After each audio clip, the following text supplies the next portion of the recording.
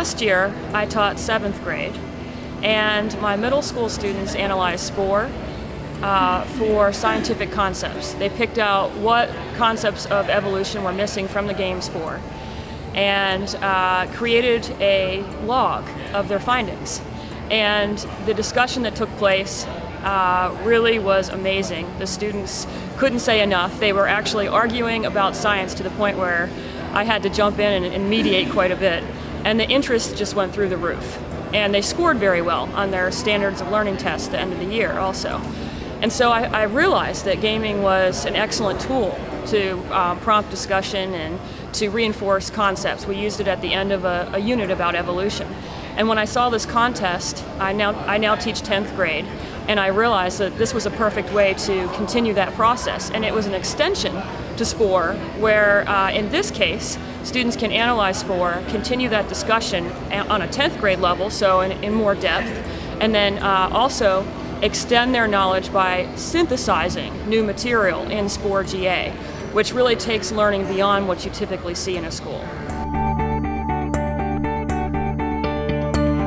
Well, the good thing about Spore, with the way that we're using it, is it's missing a lot. It's missing a lot about natural selection. The changes that occur are more Lamarckian rather than occurring in the offspring. And so it really gives, once students understand the concepts in the classroom, it really hits home with them as far as, wait a minute, this isn't really the way it happens. And so it's really a tool to start the discussion and start their wheels turning about, okay, here's what's missing, and so let's put it together in a game. Well, a lot of teaching is about, here's your information, digest it, spit it back out. And unfortunately, with the standards, teachers feel very pressured to do that, pretty nonstop all the way through the year. And there's nothing worse as a teacher than seeing the kids' eyes glaze over when you introduce a topic and they just look at you and think, oh, here we go, the typical. And so when they know that, learning the material and being able to regurgitate it, but then using that to build something in a gaming environment is going to be their ultimate goal. The motivation goes way up, and there's nothing more rewarding as a teacher than seeing kids' eyes light up and the motivation go up. And so I'm very excited about how the students have responded so far. There's a lot of enthusiasm. I think there's going to be a lot of improvement as far as the students' ability to think for themselves. And that's what I hope I do as a teacher, is teach kids how to think for themselves.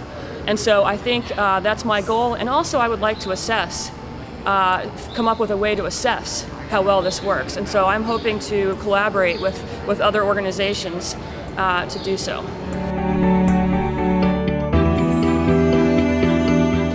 Oh, kids, it's interesting. I've gotten phone calls from parents in the past where they've said, I haven't heard anything from my kid all year long, and so what's this Spore? And so students are walking right out of the classroom and heading home to play. Or they're talking to me about, how can I get a game? And I teach a lot of students who may or may not be able to afford to get the game. And so there's a lot of students really trying to be entrepreneurs and figure out, how can I get to that? And I don't doubt that we'll have students who take interest in different careers than they had thought of, with designing games and just computer technology. And so it will definitely go outside the classroom, especially with 10th grade, where they're starting to think about their future.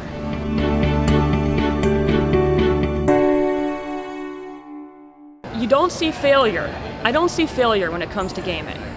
Students don't see needing to restart as failure, whereas if you hand back a paper with a grade on it with that red ink, that's a lot different. They see it as just, okay, here's my challenge. They see it as a challenge.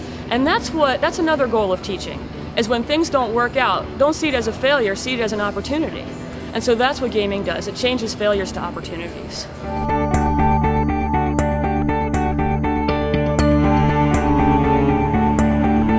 Oh, this is a perfect example of where students are synthesizing and making new material. They're taking what I give them and they're going beyond to, if you think about Bloom's taxonomy, they're going to the highest level. They are synthesizing, they are creating, they are extending.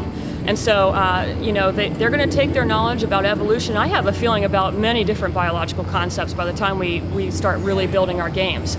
And they're going to build something beyond what I think of. What I like about these workshops is students say things I didn't think of. And that's theirs. That they take ownership of that, they take pride in that.